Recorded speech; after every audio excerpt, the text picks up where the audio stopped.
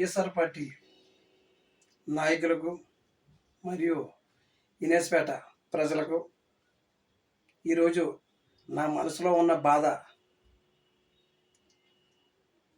తెలియపరిచేది ఏమిటంటే, జగన్మోహన్ రెడ్డి గారు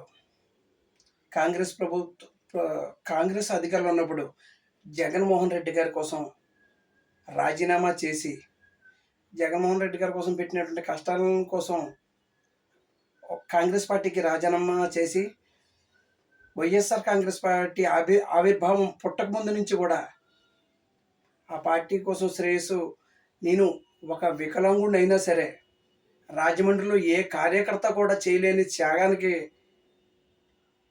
ఒడిగట్టి అప్పట్లో జగ్గంపూడి వారి కుటుంబం రాజీనామా జగన్ గారి కోసం చేస్తే వారితో పాటు మేము కూడా రాజీనామా చేసిన వాడిలో 6వ వ్యక్తిని.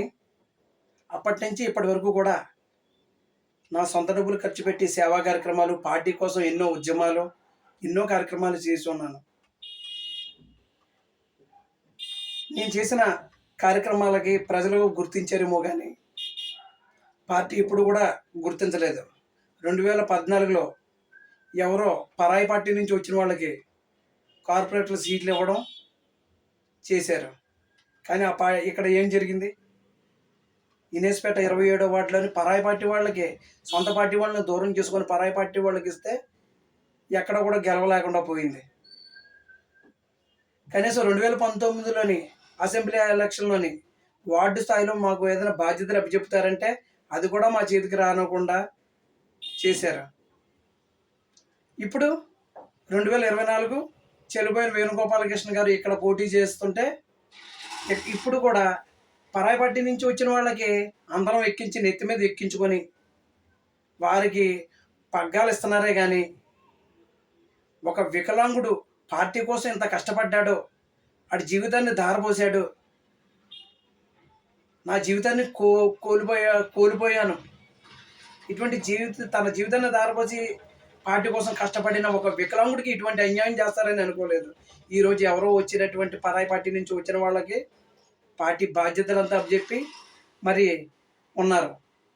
మరి నేను 2000 జగన్మోహన్ రెడ్డి గారు ఎప్పుడైతే పార్టీ పెట్టకముందు నుంచి జగన్మోహన్ రెడ్డి గారి కోసం గుండెల మీద జగన్మోహన్ రెడ్డి గారి పచ్చబొట్లు పొడిపించుకొని వైఎస్ఆర్ కాంగ్రెస్ పార్టీ ఏర్పడాలని మేము ఎంత పోరాటం చేసాం.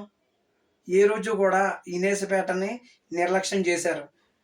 కనీసం జెండా మోయలేని పరిస్థితిలో ఉన్న ఇనేస్పేటలోని నేను ఒక్కడనే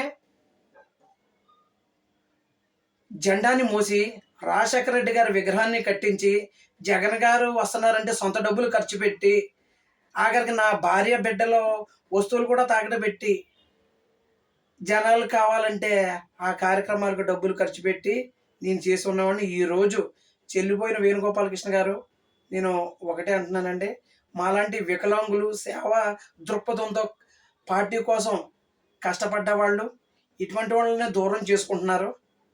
అందుకనే ఈరోజు పార్టీకి శాశ్వతంగా రాజీనామా చేస్తున్నాను. దయచేసి మా రాజీనామాని మీరు అంగీకరించి మమ్మల్ని ఎక్కడితో వదిలేస్తారని మేము కోరుకుంటున్నామండి.